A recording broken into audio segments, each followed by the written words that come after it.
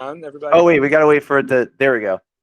Okay, welcome to the Shop Class Podcast. We got two big guests tonight. Up first is Matt Foley. He's part of Sunlight Conversions. You might have seen some of his solar-powered sailboat or his solar-powered house that has a battery backup. He's going to talk to us about installations and making them pass inspection and whatnot. Maybe he'll come up with something for the mobile classroom for Matt Bloomquist. Also tonight is Timmy. Timmy went up to Jimmy Diresta's Maker Camp with Justin Dietrich as the guest lecturer and workshop guy. So there's a lot of cool stuff happening. So we'll get to that. All right, so let's go to Sunlight Conversions first. Let me just introduce you there, Matt. Hold on a second. The way I know Matt is that I started. I was doing some electric car stuff, and the Now You Know channel got us in touch. But basically, Matt's got he's got a sailboat, and instead of running, let's see where your sailboat is. Instead of running, Dietrich is here. I just sent him the link. Oh, that's cool. Yeah, instead of running gasoline or diesel, he replaced it. I guess this is your boat right here. He replaced it with an electric motor, so it helps you get in and out of port. No problem. But he's extended all these. We've talked about this before, but he's extended this to his house. So now his house runs on a battery and all kinds of backup. So, Matt, you want to give us like an overview and tell us what we're looking at here? Yeah. So this is so I guess the big overview is so I have a house. It's like a 1,600 square foot house. It was built in, I don't know, 20s or 30s. So, it's under insulated. I don't have a roof that faces south. I've got trees. So there's nothing ideal about this house for solar. So that was kind of the point. I wanted to kind of do like a proof of concept house to prove that you can produce all your own power. Nice. There's your house in the background. So the house has a 21 kilowatt grid tied system. So over the course of a year, we produce about twice as much as we use. Wow. And that includes transportation too. So for my car. Oh, he's got a Tesla that he charges up. So that's everything. We ripped the gas line out. Everything's electric. We've got a heat pump, HVAC. We've got a heat pump water heater, induction stovetop. We're not skimping on anything. We don't not turn the lights on because we're trying to save power. Like everything, it's a normal house. That's funny. But when I brought a guest to the party, and she's like, "Wait, it's on solar panel. Are the lights gonna be dim?" And I was like, "No." It's funny. So it's so the house is grid tied. So whatever we don't use, we send back into the grid. And we get a credit on the bill, and then in Jersey we get S-Trex. So with the incentives, the payback period is like 2.5 years, and without any incentives at all, the payback period is probably like 8 or 9 years. And then everything is warranted for 30 years. So after that, it's just free money. Wow, no kidding. I mean, there's no reason the panels won't last much longer than 30 years. They just slowly. They're basically warranted for the output. So after 30 years, maybe they're warranted to be like 90% of what they were new, but they'll probably be a lot higher. And there's no reason they can't last 50 years. Wow. So they'll just keep on producing even though it's out of spec. Right. So there's solar panels that have been working since the 70s. That's crazy. There's cars that die off before that. That's unbelievable. And that was with technology from the 70s, and obviously it's gotten a lot better. Yeah. So then I built a tiki bar. I can flip my phone somehow, right? Oh yeah. Oh, let me stop presenting so you could present. There you go. You guys see it? You know, if you talk during it, then the recording will keep it, and you got to put your phone horizontal. All right. So the panels on the garage are actually tied into the house system. But then we built the pergola and made the roof of the pergola solar panels. I think you guys can see that, right? Yeah, that's cool. So eventually it's going to be a little tiki bar. We're going to cut a hole in the wall. So these are bifacial panels. So that's why they look like a solar panel on the bottom too. So they actually will catch reflected light. And they can get up to 30% more power by harnessing the light, reflected light. Wow, that's amazing. Which it really depends on what they're mounted on. So here they're basically flat. And, I have dark grass and whatever, so you don't get a whole lot of reflection. But if you're at an angle and you're over a light ground, that's when you can get up to 30%. But I measured it here. I don't know, maybe I'm getting a few percent. But they look cool. I like the way they look. So that's why I use them. So this is a 3.85 kilowatt system. There's 9 72-cell solar panels. All right, 72 cell. Yeah, so basically they come in. How much voltage does each cell put out? What is it, like 0.6 volts, I think? So each tiny little square that you're seeing is putting out 0.6. How many amps? Or it depends on what's the most? I don't know, but I can tell you the entire panel is about 40 volts, and I think I'm at like 8 or 9 amps. That's pretty good. I mean, that's a lot of power. Yeah, so they're 385 watt panels. And you can now get, these are only a year old, not even. And you can already get panels that are like 450 watts in the same footprint. So you don't need as much.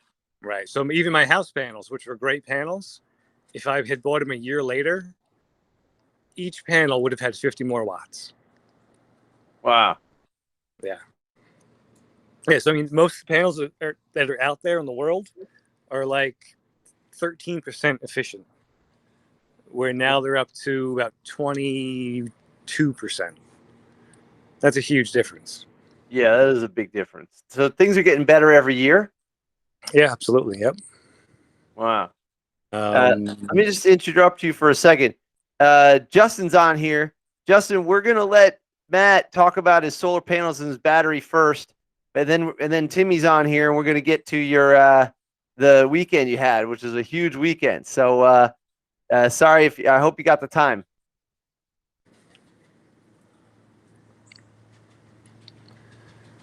Yeah. Yeah, no, that's good stuff. Yeah, if I can stay on it, well. If not, Tim's got it. But hey, I was gonna add. I'm sorry. What's the guy's name that's talking about solar panels? Yeah, Matt Foley. Yeah, Matt Foley. Matt. Oh, like Matt Foley, like Chris Farley. Yeah, it's like that, like except not with the Matt R. Yeah, FOL. Yeah. Okay, so I've got a question for him then. Sure. Go for it. Because years ago, like 7, 8, 9 years ago, we live in an old farmhouse. I'll see if I can get it in the back here.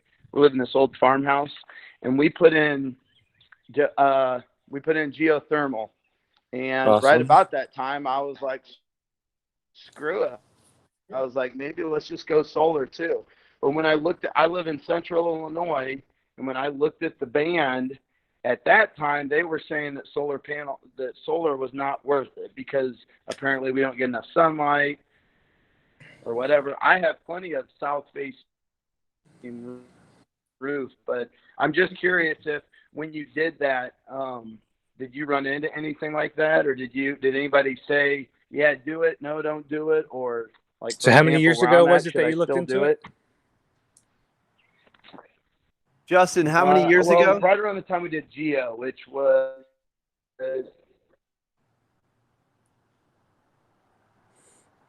yeah, it was right Justin, around the time we did the Geo, which Justin, you're cutting out. like You got to get good, better reception. I think I did that in 2015. So yeah. So 2015. So yep. Yeah, a lot has changed All right, here, in these last how many years? 6 years. A lot has changed. When we did a construction line, And yeah, that I mean, was it's like part of it. 2015, I believe. Yeah.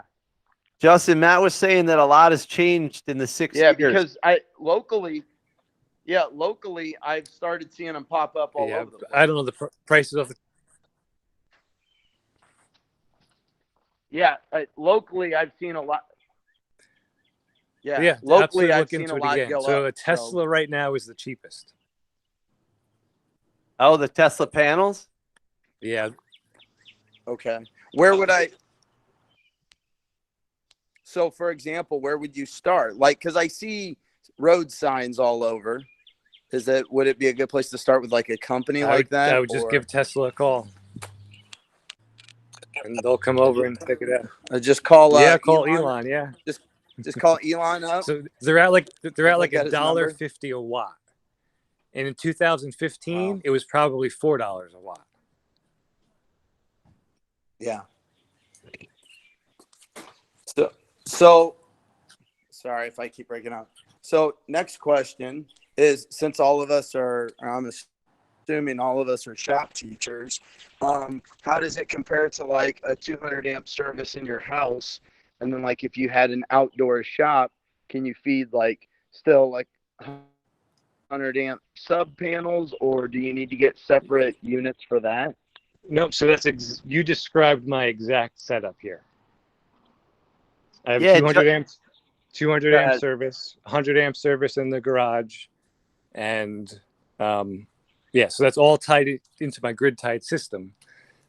Well, it used to be. Now my garage is actually off grid. But yeah, you can do exactly what you said. Okay. All right. Cool. Yeah. All right. Sorry to interrupt. No. Those are great questions, Justin. Keep going. Great questions.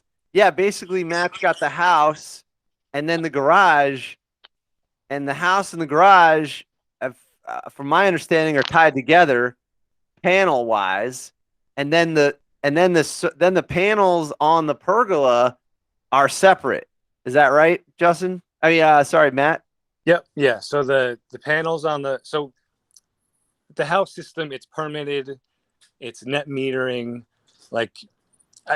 You're not supposed to mess with it, so I didn't want to mess with it for multiple reasons. So the pergola panels are completely separate, and they feed. Flip this around again. Oh yeah, the battery, Justin. You got to see this battery, dude. So we got the panels. They come in. Just the 3 breakers. There's 3 strings of panels out there. They go to your solar controller. So this is a typical DC setup string. I can't think of the word, but this is kind of the old school way to do it, where now a lot of systems use microinverters. I mean, I see. It's centralized, whereas the new one is all the inverters are on the panels, right? Right. Which is, I mean, there's benefits to each. But here I went with this route. And also, you guys should know he installed everything himself. Yeah. Yep. That's what I do. That's my thing. So you got the solar inverter, and then you've got it's the solar controller. So that feeds the batteries directly. Look at these batteries. They look fake. They look ridiculous, right? Big plus and minus on them. So I went with these batteries because of the way they look. They're just too cool, and they're really easy to work with. And they're safe. These are the lithium iron phosphate, right? Correct. Yeah. So you really can't get in trouble with them. You can't. It's hard to overcharge them. It's hard to kill them, and they don't go on fire. But you don't get as much energy as you would with a lithium ion. Right. They're not as energy dense, but you do get better cycle life. Oh, okay. All right. Yeah, so that's cool. If these were Tesla cells, it would be like 35% smaller. Oh, wow. That's a lot. And this is about 11 kilowatts. It just, when people are throwing around kilowatts, I always like to put it in perspective. Kilowatt hours. Yeah, kilowatt hours. But I like to throw it in perspective. So just so you know, like the smallest Tesla car has like 60 or 65 kilowatt hour pack. And this is like 1/6 of that, Correct. basically. Yeah. So that's cool. So, but this can power your whole house, right? Yeah. So that's the inverter. So it's a Schneider XW Pro 6.8 kilowatt. It peaks at like 14 kilowatts for a few seconds, but it can do 6.8 continuously. That's a lot. That's a big generator in a way. There's the BMS. You need a BMS with lithium batteries. There's a tap on each cell.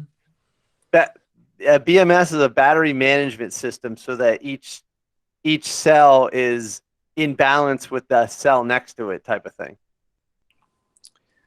Yep. So then we go out of the inverter. So this is a little complicated. So typically every day it's completely independent. The solar charges the batteries. I use it to run the shop, and I'll charge my car with it. But if I wanted to, I have to flip a few breakers, which will tie it into the house. So let's say the power goes out, the grid's down. I shut off the main breaker, and I basically flip another switch, and this will now connect to the house. So I can run the house, as long as I have batteries. And I could also flip it the other way if I needed to charge these batteries from the grid. But it's basically completely isolated 99% of the time. So you don't need a generator if there's a blackout. Correct. And then also, you're not using grid power to charge your car or to run your little workshop. Correct. So it's not really enough to completely charge my car all the time. So like on a good day, this will put out maybe 14 kilowatt hours from solar. And then if I had, let's say, later, 10, Duke. If I had 10 in the batteries, I could put 25 kilowatt hours in my car. So that's like 35%. I could fill it up. So yeah, so it's not enough to completely only charge my car off the solar from the garage. Okay. But in a pinch I could. And in the summertime, we'd be pretty comfortable. We'd have air conditioning, we'd have refrigeration, we could cook. We'd have to, watch what we use, but we could do it. The wintertime, it'd be tricky. We'd still have lights and refrigeration, and we could cook, but we wouldn't have much heat. We'd probably maybe keep it at, we above freezing, 55 degrees maybe, but it would be tricky. If you were running just on the battery. Just on the battery, yeah. Okay. Gotcha. But that's because it's 11 kilowatt hour. But what would you need? How big would you have to go to run it off of solar in the winter? You probably need a bigger array, not a bigger battery, right? Both. Okay. So in this the winter, it'd be tricky. I would like at least probably 50 kilowatt hours. So maybe, what is that, 5 of these batteries?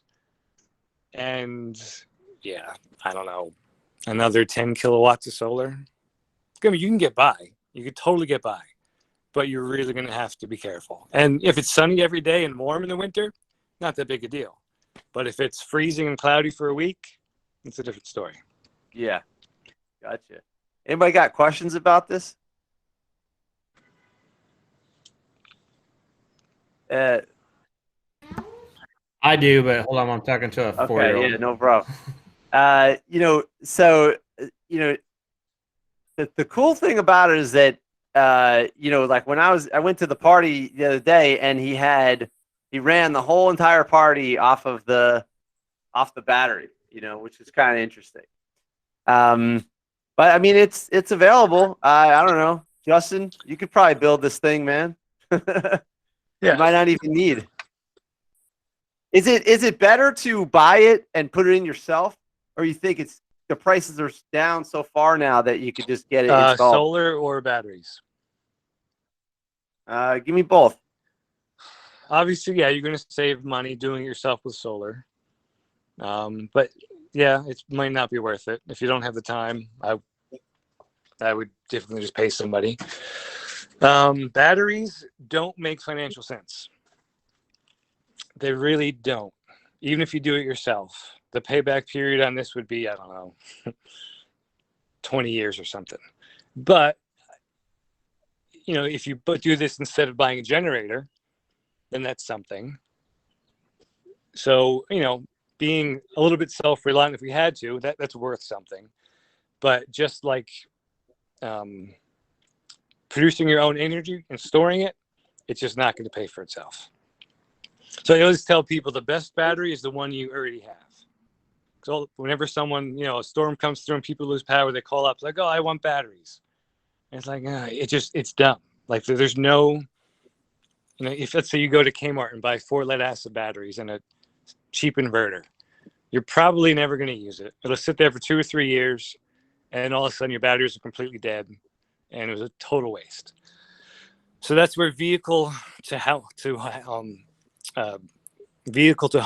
is really going to change everything. So I'm building an EV that's going to power my house. So there's going to be a 32 kilowatt hour battery in the car that's going to sit in my driveway and do nothing 99% of the time. So now that's what's going to power my house. And I really wish Tesla would open up their cars to it. You guys probably heard, maybe not, that Ford, the F-150 Lightning, whatever it's called, that's going to have V to G and V to home when it comes out, which is pretty cool. So imagine you got this huge vehicle with a huge battery. Then when you get home, instead of just sitting there, you could charge it up with the solar panel and you can use it. That's the idea, right? Yeah. I mean, I don't know how many people actually do that, but when you're, in an emergency where your power's out, that's when it's going to change everything. Yeah. I always found it funny that you have a vehicle, and then when the power's out, you go buy a generator, but you have a vehicle that has an engine. Yeah. So, I mean, and a pickup truck is a big freaking battery. Yeah. And then if, your battery's out, so you drive to some other town where they have power, you charge your car, you come back, and now you run your house for another week. Yeah. And if you're not running, if you don't have electric heat, you're going to run your house a long time. It's really all about the heat. Even a heat pump, as efficient as they are, it takes a lot of energy in the Northeast to heat your house. Nice. Also, I should mention that Matt's done some wild stuff. You did some off-grid stuff in where is this? Bahamas? Yeah, a little island in the Bahamas.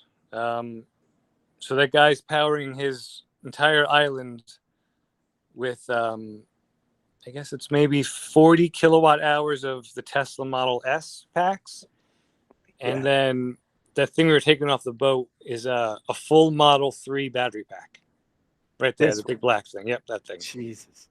He brought it over on the bow of his yacht. Because people crash the Teslas and then they salvage the batteries out of them and sell them. So this guy bought it. It's so funny. There's you with the hat. That's funny.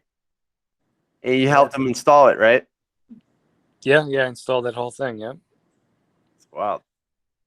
So yeah. EV batteries are going to have a second life as stationary storage.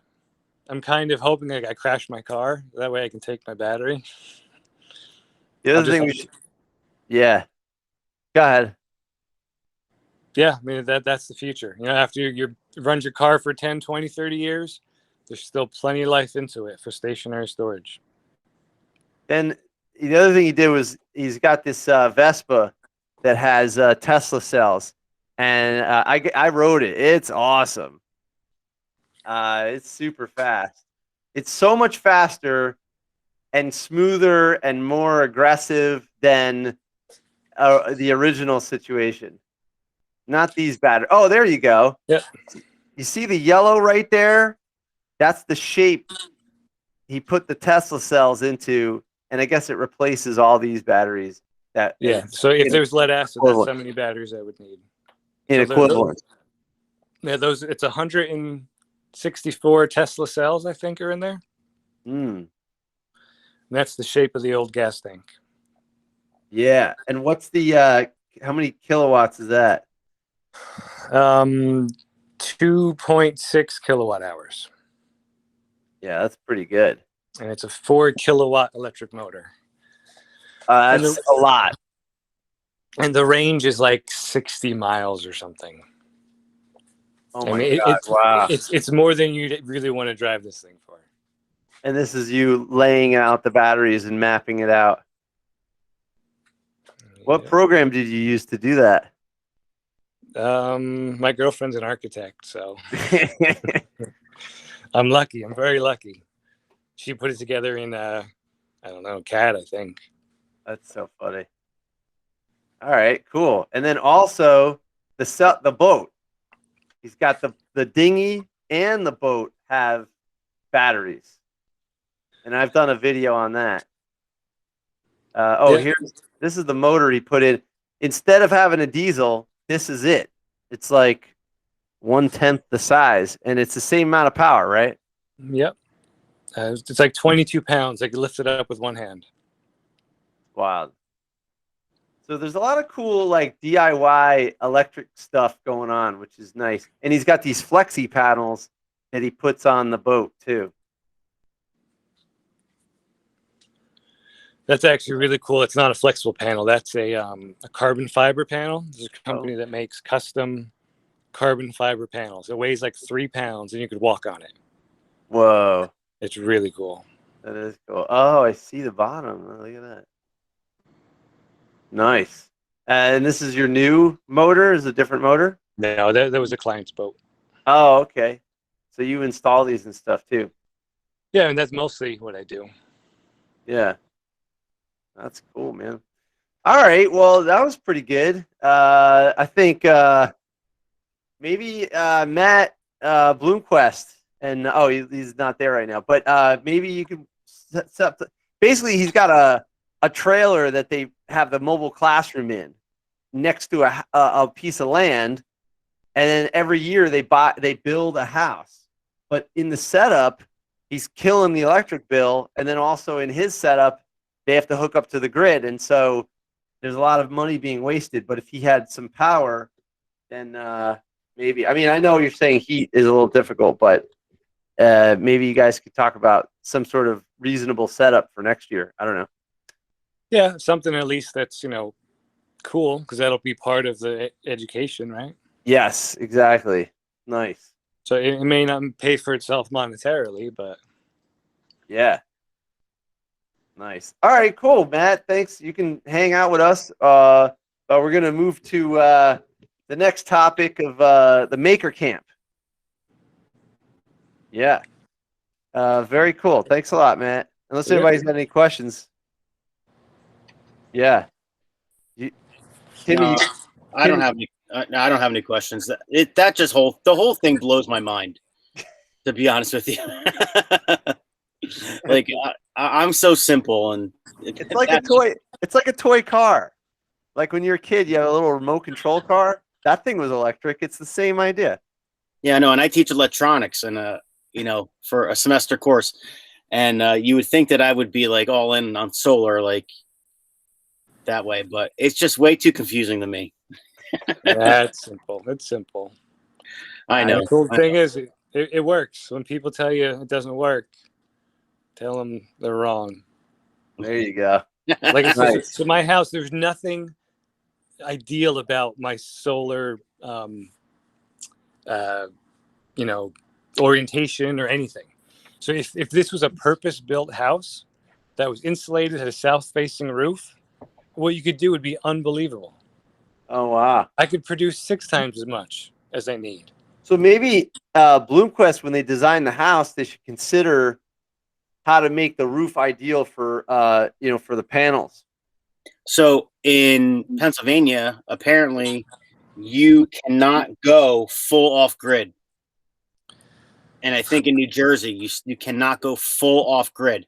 So when the power goes out in your area and you have solar panels, your power's out, even though you have solar panels. Well, yes and no. Most systems, yes, that's how it works, because the batteries are expensive. So most people don't have batteries. But that's the only reason your power goes out as well.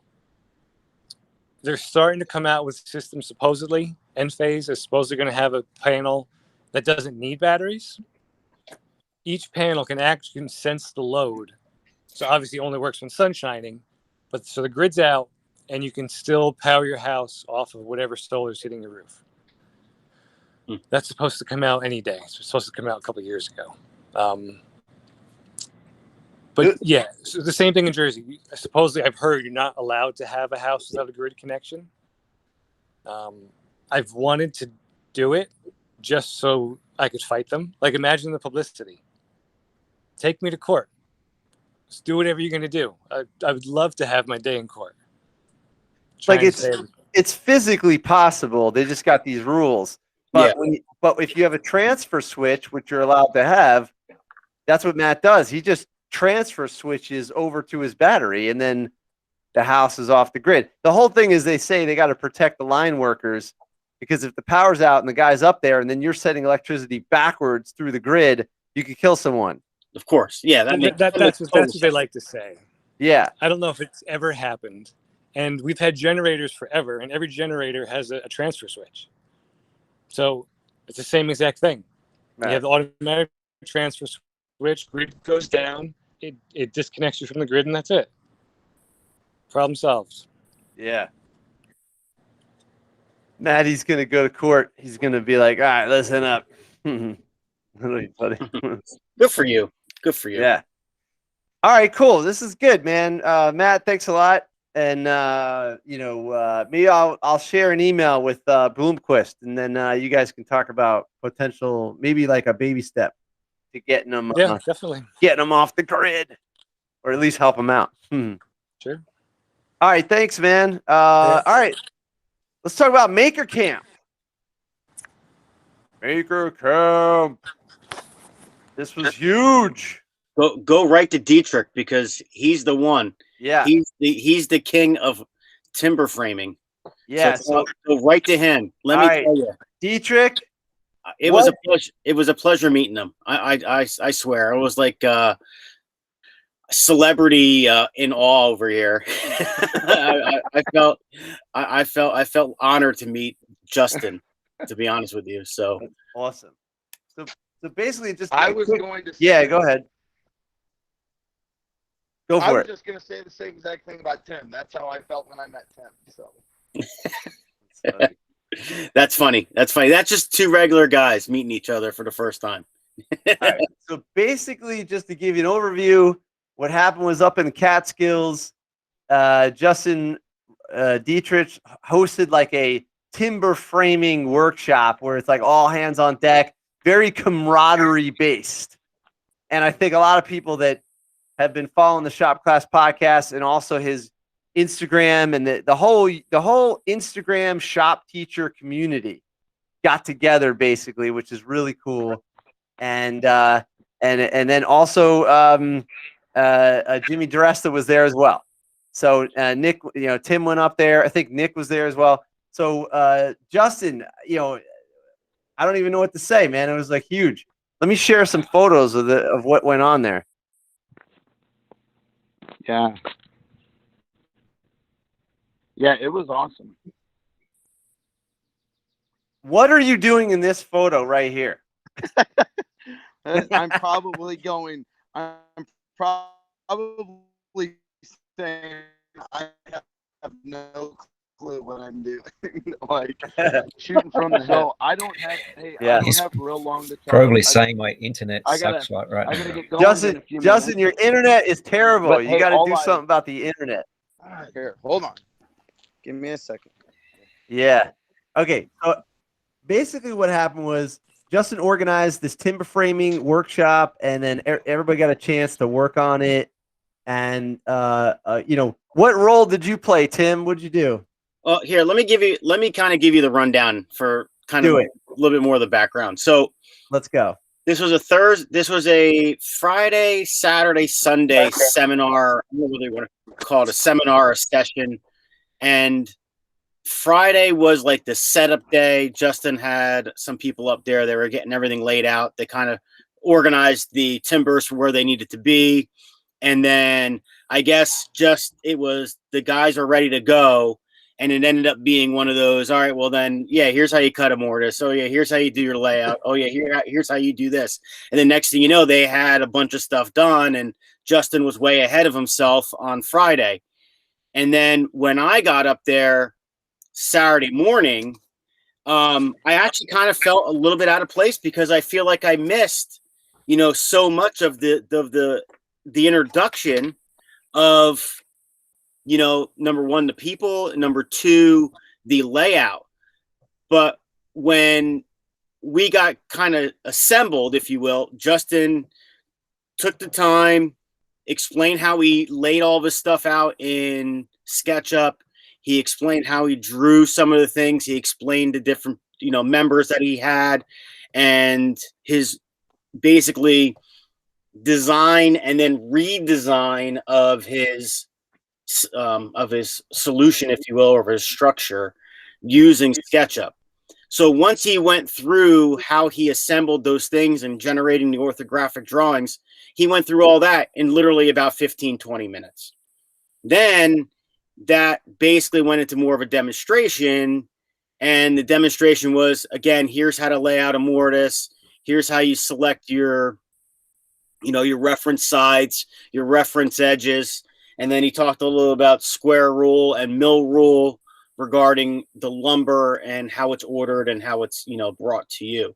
So he spent a lot of time with that introduction stuff. And then literally it was like a typical shop teacher. All right, here's a demonstration. Here's your task for the day. Run with it. And it was like, chisels started going flying, chips were flying.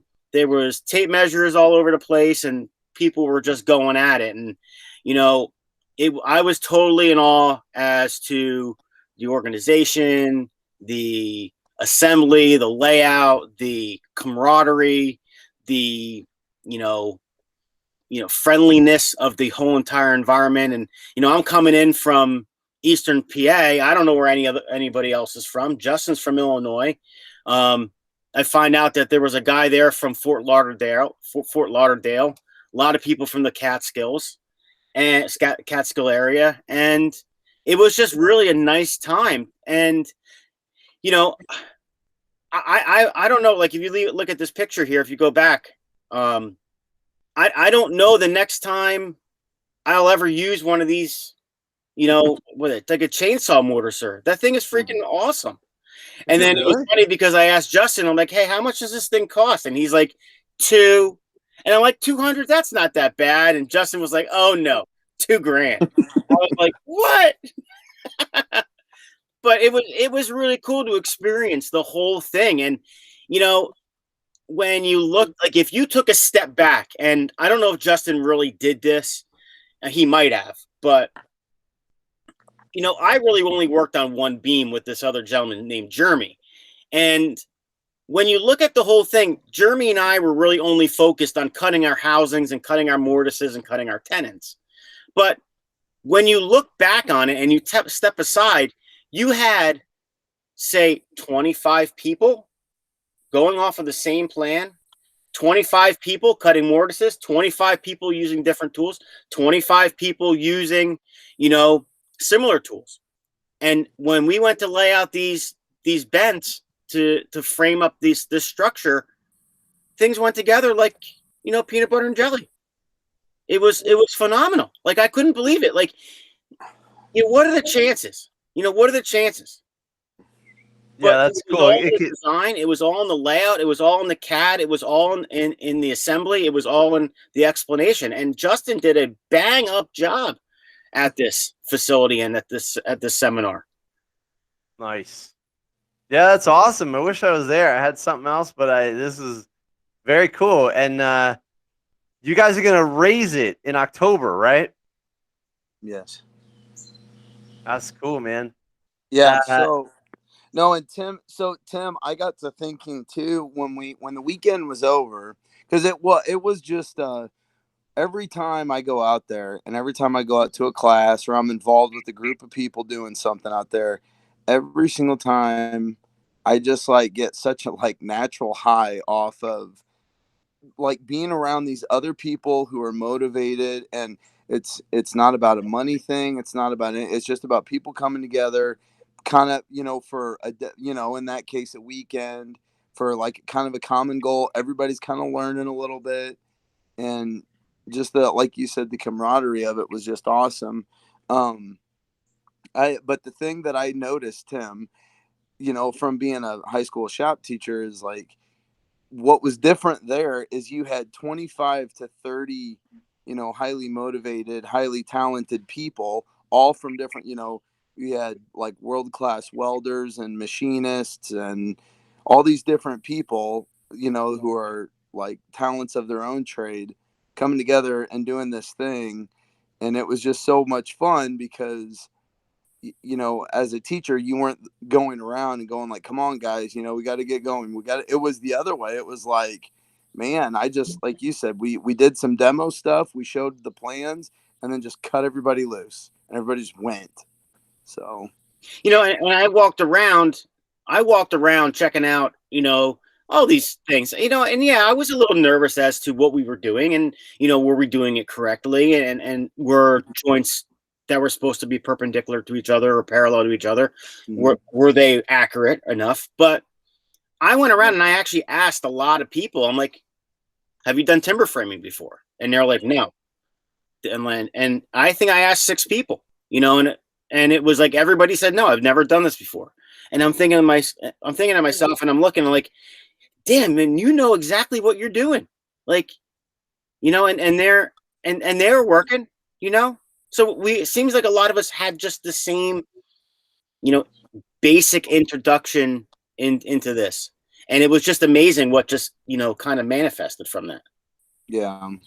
Yeah, no, it was that it was like a shop teacher's dream, because you just had like, every time. And what I've also noticed about those things, Tim, is like you might bust ass really hard for like 3 or 4 hours, and then you might be like, oh, I need a break, and like, okay, I'm going to shut down for the day. And you'll kind of like maybe shut down for like 15 minutes, but then other people keep going, and then it kind of like winds you back up. And so, and you get, zoned out and just keep going, and you're having fun. And like, I mean, I would encourage anybody on tonight that like it, it doesn't have to be timber framing, but just like I try at least once a year and go do stuff like this with other people. Like, it's just, it's reinvigorating. It's motivating to me.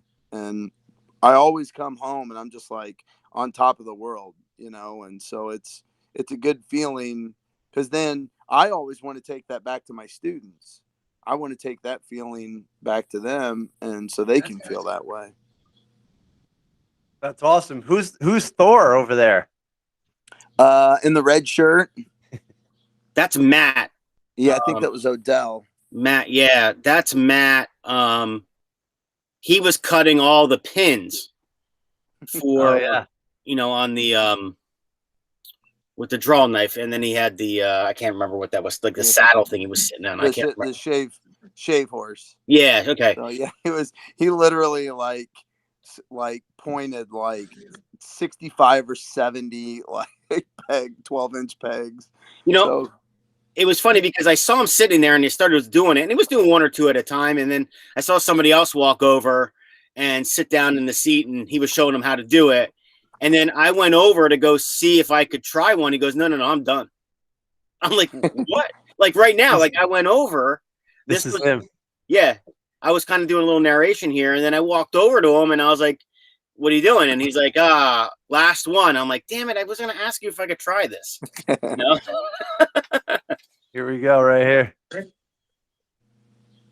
Running this thing, so hang on. Let's see what's going on here.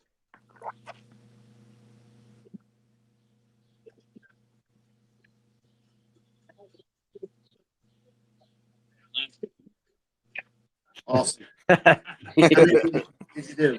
the funny thing was that the internet was so spotty up there. It was so hard to get a signal to upload stuff like real time. Now we were trying to, but yeah, it was, stuff was getting posted, but it was posted delay and this and that. So at least you were getting some real time feedback as to what was going on. Yeah, that's cool. Hey guys, I got to cut out. So no problem. Thanks for dropping by, dude. This looks like a great class, man. You did great. Yeah. Thanks for the fun weekend, Justin. Awesome. It was awesome meeting up, Tim. So, and you guys keep in touch. So good luck. Wait, Justin, I got one question before you go. Yeah. I'm like naive. What's the difference between a regular frame house and a timber frame house? Is it literally just the size, and then you have less posts, and you can be the spans are longer? Yeah, basically, like your conventional framing is called stick framing. So, like that's what everybody does now. Which 2x4s, 2x6s, with like header material and floor joist, all that stuff. Got it. Framing is like the old school framing, and basically like 150 years. What happened was just timber framing takes a lot more skill to be able to do it. So when mills became popular, and then they started realizing like, hey, we can cut these timbers down and do smaller material, and then it also takes less people to build a house, or a barn. Timber framing, like really, if you're going to build something big, it takes a lot of people to do. So I see. it's just whereas so is there that's I'm just curious, so. Can you get these pre-cut and shipped to you, and then you just assemble it? Yes. Yeah, there's companies that'll do it. If you guys want to look at like some like high-end professional work, look up Settlement Post and Beam. They're actually out of Pennsylvania.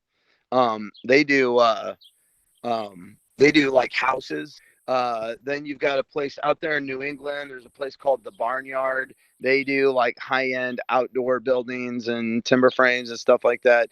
Like they're or the big one is Shelter Institute, which they're actually kind of like, they're a timber framing company, but they're also like a school, and they actually do a lot of green energy stuff. So yeah, there's Settlement Post and Beam. So yeah, their stuff is. What was the other one you suggested? Shelter Institute, and they're a timber framing company. They're out in Maine. They're a timber framing company, but they offer classes, and they're a pretty big deal. It's a pretty interesting situation that they have going. But you can order, so literally timbers can get CNC'd. There are some companies that will CNC timbers. So they'll cut your tenons and cut your mortises, and they'll like Tim, the shop plan you worked with, they'll take a plan and cut everything up and send it to you, and then you just put it together.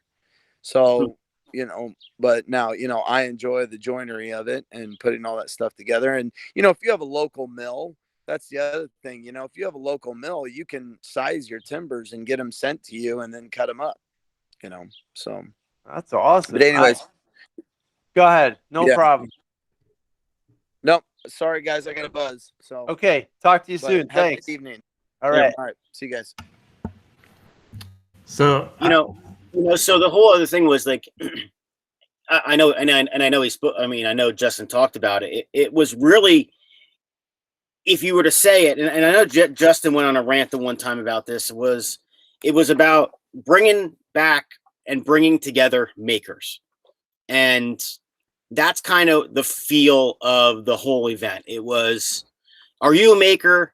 Come together, let's build something, and let's give it to somebody else. And that's really what the whole weekend kind of was about. And initially, and I don't even think I told Justin this, but I told Justin I was going to go. And when I talked to my wife about going up, and she goes, well, that's really neat. And there were some other things that fell into play that were on the schedule the same day. And she's like, oh no, she goes, you are going to the timber framing thing. She goes, I don't care what's going on this weekend. You are going to the timber framing thing. Nice. And you know what? I was really happy I did. I really was. That's great. Yeah, I was really happy. And for the second that I considered possibly not going, I really, I think that was a mistake on my behalf, because I had a great time. I learned some pretty neat things, and I have a little bit of experience now. I mean, I'm not, Yeah, I mean, it's a not lot of effort. framer, It's but a lot of effort. You had to go, what, like 4 hours or something? yeah, it was 3 hours. Well, it was about 3 hours from my house. I left Friday night, and I did a side trip into the original Woodstock. Oh, that's cool. Where they had the original Woodstock in '69. I sidetracked road trip over there, and that was an hour and a half from my house. And then I went Saturday morning, another hour and a half to Justin. Nice. So, But also there was a bonus. The bonus is that you got to see Jimmy Diresta. yeah. So here's the funny thing. Here's the funny thing. Now, I knew Justin. I mean, I knew that Jimmy Diresta was a part of this maker thing. Okay. And it was bad that I actually had to Google what he looked like, because I never saw him. And the other thing was, I knew he's a maker. I knew he was in the maker community. I knew he was big, YouTube and things like that. But I never took time to really sit and watch a Jimmy Diresta video. I never sat down to really immerse myself in Jimmy Diresta, in any of that. So it was one of those things where, yeah, I know he exists. I knew he was there, but and the chance that I probably would see him would be pretty good, being that I was up there. Yeah. So it was like halfway through the day on Saturday, and this guy walks up to me, and I'm like, all right, he's got a Carhartt shirt on. He's got these jeans. He's got like a bandana hanging out of his pocket. And he's like, yo, I'm Jimmy. I'm like, hey, nice to meet you, Jimmy. And then like I kind of turned around and went my own merry way. And it was like, hey, that's Jimmy. Yeah, hey, Jimmy's here. Like it was one of those things, like, it was that. And next thing you know, I turn out, I start putting two and two together. I'm like, crap, I think that's Jimmy Diresta. And then probably about an hour later, I literally walked up to him and I said, I'm really sorry. I said, I actually kind of didn't really know who you were. And he's like, that's all right. He goes, that's all right. You got a lot of stuff going on. And I said, so I said to him, I'm a shop teacher in New Jersey and this and that. And he goes, New Jersey? He goes, County College of Morris. I went there. He goes, I still talk to them, yada, yada, yada. And he goes, whenever you want, send me a text. I'll come out to your school and be a guest speaker. I'm like, awesome. That's awesome. Great. So I kind of rubbed elbows with him and all. And then it was like right before dinner. It was raining. It was one of those, like, people were starting to settle down. The day was kind of ending. And Justin says to me, he goes, yeah, we're going to go to dinner, for around like 6 o'clock, 6:30, whatever it was. And he goes, around 8:30, we're going to go over to Jimmy Diresta's shop. I'm like, no way. So I had a little car. So, I mean, I wasn't going to drive into the backwoods of the Catskills. So I palled along with Justin. Justin drove me up to Jimmy's shop, and literally doors were open. You go in, you could touch anything, you could turn anything on. You can, you could have just, kind of just been immersed in Jimmy Diresta, and it was neat. It was cool to see it. So now I'm on the Jimmy Diresta kick, and I've been watching his YouTube videos. That's So awesome. it is, and he was really a nice gentleman. He really was. And that was the one takeaway from him. He wasn't like big headed in terms of I'm a celebrity or I'm a famous maker. You're not allowed to talk to me. Literally he walked up to me and, we just started shooting the breeze and stuff like that. So it was really neat. He was telling us about his, they've just filmed a Netflix thing that's coming out. I don't know, wintertime ish. I don't know. They didn't really give us many details, but he did a Netflix show and he filmed it in his studio or his shop there. And we talked to actually talked to the electrician that wired his shop, which was pretty neat. So he's like, yeah, between this wall and this wall, there's these wires running. And then we had to run into these problems. And, we have Jimmy wanted things this way, but they needed to be done another way. And we kind of compromised and did this and that. And, it was really neat just to kind of be like, immersed in that. And it was really a really nice experience.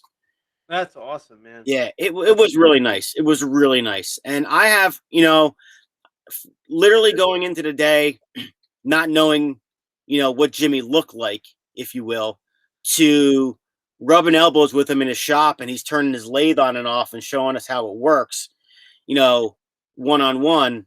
I think that was really, really, it was a really fun experience. And then I caught back up with him a little bit later in the evening, and he goes, I don't have a business card. I'm like, that's all right. He goes, no, take your phone out. I'm going to give you my number. Take my number. I want you to text me. I want to come in and talk to your kids. And I'm like, all right, yeah, I'll take your number, Jimmy. You're like, relax, Yeah. So, and then Ron, I took that picture for you. Oh yeah, hell yeah. Thank Look you. at that. He's working on a trailer. It was working on some type of trailer or something. Yeah, you don't need a bender if you pie cut it. Yeah, It's like segments. yeah, and it's gonna be strong. That's fine. Yeah, that's a good way to do it. Sure, that's not bad. So that was, that was my day. I mean, it was a packed day. I mean, literally, it went from, I think, by the time I was in Woodstock in the morning to by the time I got home, because it ended up being 4-hour ride trip home in the rain. I mean, I think it was like 6 a.m. Saturday morning to 2 a.m. Sunday morning. The secret of getting ahead is getting started. That's a good one.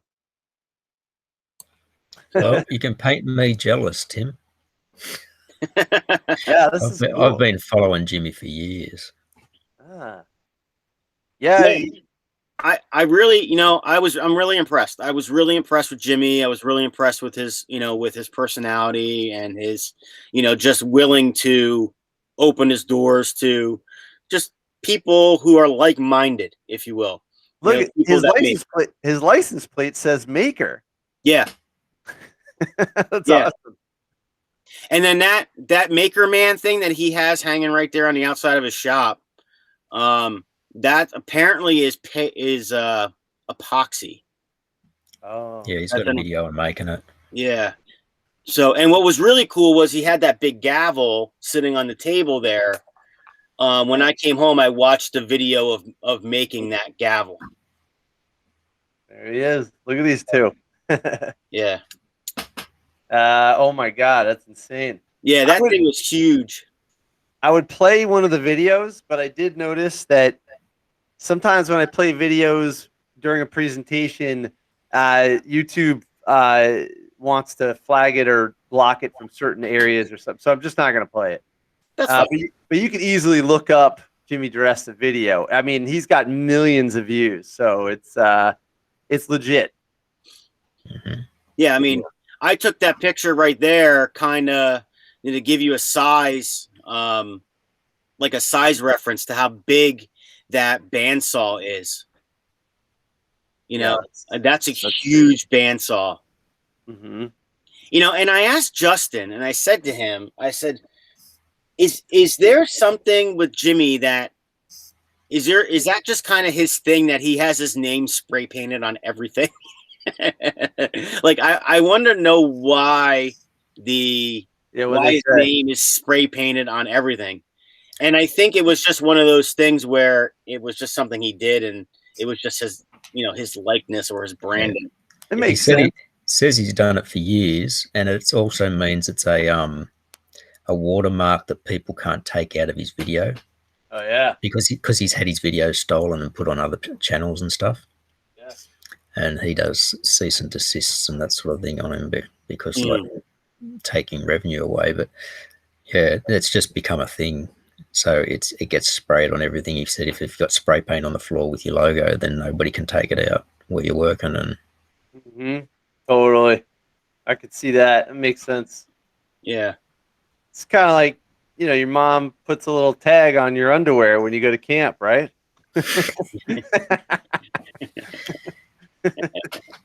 You'll also notice that some of his tools are spray painted, so he's not promoting somebody who's not supporting him or something like that. Yeah, that makes sense. That's true. So, you know, it was a really nice day. It was a long day. I can tell you, flipping those timbers over all day, that was a lot. It was, you know, I was pretty sore the next day. Wow. Moving around and stuff. It was a tiring day. It really was. It really was. That's awesome, man. That's cool. Yeah, I wish I went up there. I don't know. It's too far, but I guess it wasn't. I should have gone. Now I regret not going. Well, that's what Kathy said. She goes, yeah. When are you going to get another chance? Justin lives, you know, 12 hours away, 14 hours away from you. When are you going to get a chance when he's literally in your backyard? Like literally he's in my backyard. I you know, 3 hours is nothing. You know, it's from my house to Baltimore. I mean, that's 3 hours. Yeah. So it ended up being like, you know, I was stupid for not considering not going. Nice. You know. So I really like these timber frame situations. I mean, do you think it's like, what's the advantage? Like, just going back to that timber frame thing for a second, like, would you consider making your house out of timber frames? People do. It's pretty much aesthetics. Okay. Because like when I go skiing, all the lodges look like that. They look amazing. Yeah, it's that rustic look. It's that, like, it gives you that old, like, been there a long time feeling. It gives you the nostalgia of being out in the woods. You know, it's one of those type of aesthetic things. But what about it can also be built. You don't have to season the timber beforehand. Like you can mill the timber, cut all your things because it's easy to cut all the joints while they're nice and soft type thing, and because it all gets pinned as it dries, it sort of tightens up the frame. Oh, that's interesting. And if you look, Justin just did a side gig project where they put a little room addition on, and so the timber framing is inside, and then you have conventional framing, which is pretty much what happens. Like in the past, there was the original pole barns. What we look at as pole barns now for a house, you timber frame, then you still have to conventionally frame they call it light framing. You have to light frame or conventional frame your rest of your wall. But then now, what about from like an energy standpoint? Is this more efficient or less, or maybe not? That doesn't matter. Difference? It's inside your house. It's not part of your energy package. Now it could be your structural. It can count as structural, but you're still going to pretty much now, unless you had those beams being part of the outside and inside, then you're going to have energy issues because you're going to have a way for heat to transfer. But for the most part, what it's used as now is like Tim said. I mean, it could be your structural frame, like a steel building or a skyscraper. You have your steel structural skeleton, and then you skin it. So it could have structural value, which for him it did have structural value, because the rafters for the ceiling and everything tie into it. But then he finished off the outside of the house. As you can see, he's building the frame inside there, and it's behind those angle members and like he's got an offset. Knee support. But yeah, So, I mean, if you look, like if you go look at a lot of old, I'll say farm barns, if you will, a lot of them that were built in the 1800s and 1900s. They are all timber frame. And if you think about it, the lower level is where all of the animals are, if you will, they'd put like the cows and the pigs and the stuff in there, and then the horse stalls and things like that. And then above it would be like all your dry storage for like your hay and your straw and, you know, other necessities, tractors and stuff like that. And if you ever looked at a barn, that's how they were built. They were built through timber framing. And the other thing with the timber framing is you necessarily don't have to start with a square log either, because you have reference edges. And if you align your reference edges, then everything lines up for that too. So, you know, Justin said you could literally only square, like say 3 feet down on a post, if you will, and leave the rest around. And then you could actually build your thing or your structure that way. Oh, you mean like the beam itself does not have to be perfectly square. Right. Just your reference, just where it mates up. Yeah. Oh, wow. Now, I meant to ask Justin, and I never did. It was, you know, I don't even know what they're doing with this building, to be honest with you. I wish I asked. I should have asked. I never did. Yeah, it's pretty cool. This is a cool situation. So looks like he built this stuff and then he. Oh, this is it. What I was saying is you do it off site and then you bring it all in.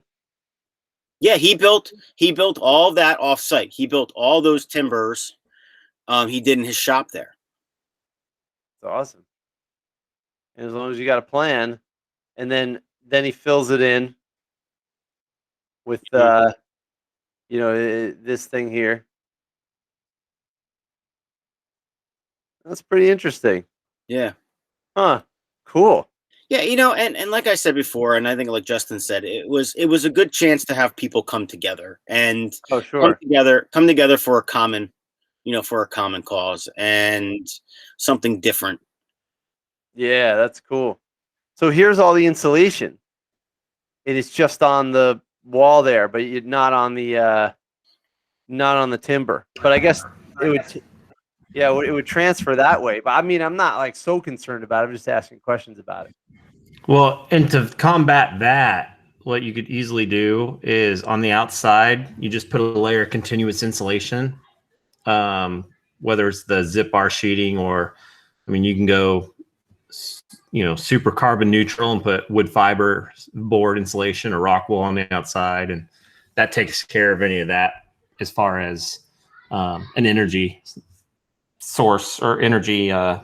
Oh, yeah, like it's covered out here. You can't see the beam. Yeah, so where he just put sheeting, like you could either put a layer of insulation on the outside of that sheeting, or you can use a zip R sheeting that has insulation as part of it. That's what we use. And so you pretty much you wrap a blanket around everything. So those timber frames and everything, studs are all covered by insulation. So when you drive by in the winter, you don't see the lines on the house on the siding where all the studs and stuff are. And basically, like, you just need a floor. As long as you got like a base, you could just raise this thing. That's awesome. Yeah, I'm assuming. I don't know if they get sunk into the ground. I don't. It would be like anything else. If that's your structure, I mean, you'd have to at least have piers that go into the ground underneath, like footings underneath those posts, since that is your supporting structure.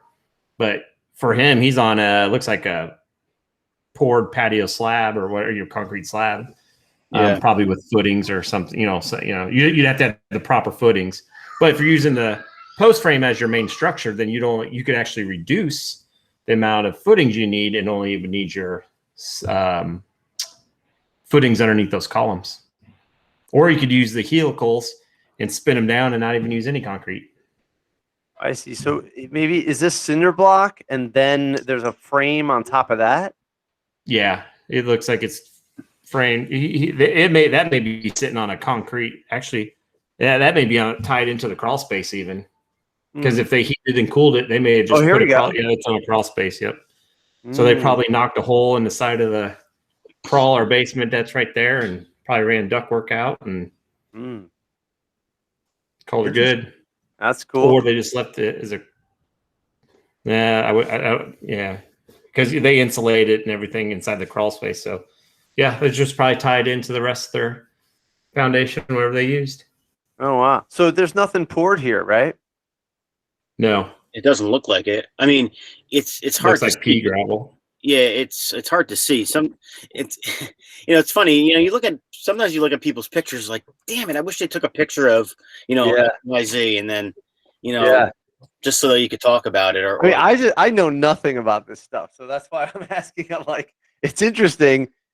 It just makes it look possible. Is the word keeps popping up because I'm sure I'm not the only one, but people, when you're looking at property, I'm always thinking, I'm like, it's like buying a used car. Like, I don't want someone else's crappy house that they didn't take care of, maybe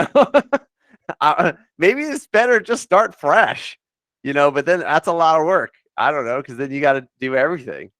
So the whole time I was sitting, the whole time I was because I really only worked with this, with my partner, I really only worked on one beam, and that was enough for me. That was enough experience. But the whole time running through my head was like, how can I integrate this into my classroom? How can I do that? How, what class would this work in? What, would this work in a traditional woodworking class? Would this maybe go into an engineering type class? And I think the answer is yes to both of those. But with my population and with my clientele, you got to figure out what class it fits into the best. I think no matter whatever, realm you live in. So that kept on running through my head. It really did. How could I integrate this? What kind of group? It would be like, what kind of group project could you do where the plans are already set? And it's really about, not really like I'm not saying it's not fine-tuned, craftsmanship, but I'm saying it's got to be something straightforward that everybody could get their hands on. That would be cool. Any parks or churches or anything or camps that are looking for like a open-sided pavilion? I mean, right there. And it doesn't have to be ginormous, but if it's enough to throw mailbox 4 picnic tables under or something, bam. Like I know our Kiwanis Club and all them are always asking about things, or people, sometimes kids who are going for their Eagle Scout have service projects. I've been approached by some of my students that are doing that about that was exactly what they're doing. They're trying to help build a gazebo style or pavilion style thing for like one of the parks. It's pretty cool. Yeah. Yeah. So I mean, that was the whole thing that was running through my head while I was doing it. And I like that idea, Tim. I almost felt like that was almost consuming me more than, the actual process, because I kept on thinking to myself, how could I integrate this? How can I do this? What is the objective of the project, if you will, for lack of a better word? What is the clientele that this would fit best with? And you know, it just that was just going through my head the entire time. And I would love to have maybe sat down with, you know, with Justin for a while later and just talked more about it and just said, Yeah, does he do this with his students he at all? is. He's doing it with his students coming up this year. So On our next build, we're switching gears a little bit from the more modern look to a little bit more country, rustic, a little bit. And on our, with the, I don't know, touch modern, I guess, but our front porch, we were going to use old barn beams or things like that. And our teacher that took over my spot is actually from up in those areas as well. He's up in the upstate New York. So he's big into all this stuff, and they're going to build the front porch kind of like that they're going to do that for our, instead of us having the engineered beams, we're having either A, timber framed, or B, the class is going to make the skins to cover an engineered beam, depending on what we'd have to do for structural purposes and stuff. So we're fortunate enough we get to integrate. Obviously, you know, it worked out good for us like that, Tim, but I don't know, find someone's building a house and wants a porch, just a porch, because then you're just talking about maybe a corner or two. Yeah. But again, it'd have to be that ideal situation. Right. Yeah. And you also, and I think a lot of this has to be, you need the ideal subset of student too. Yeah. Like this is not something that you just throw a couple kids in and be like, hey, this is what we're going to do. You know, you need a special group of kids to do this. I feel. Yeah. You know, and for the size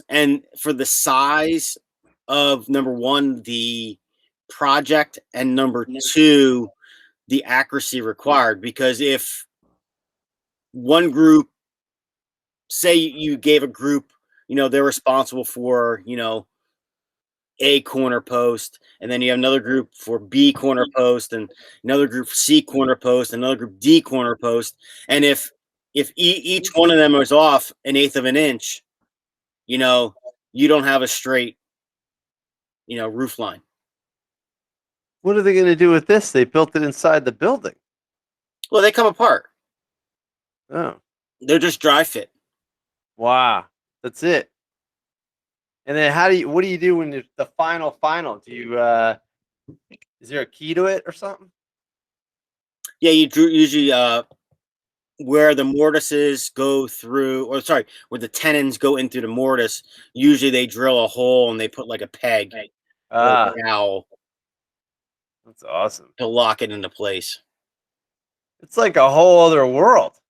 But I will tell you, it's cool. Like when you look at whenever I go skiing, I always walk into, I don't have a picture of it, but whenever I walk into the lodge, it's just amazing. You look up, you're like, whoa, and it's all, I guess, what they call beam and post. It's just unbelievable looking, you know. I don't have a picture of that, but it's big, and a big huge fireplace in the middle, and it's just awesome, you know. Rather than like some modern thing, it's just not the same, you know.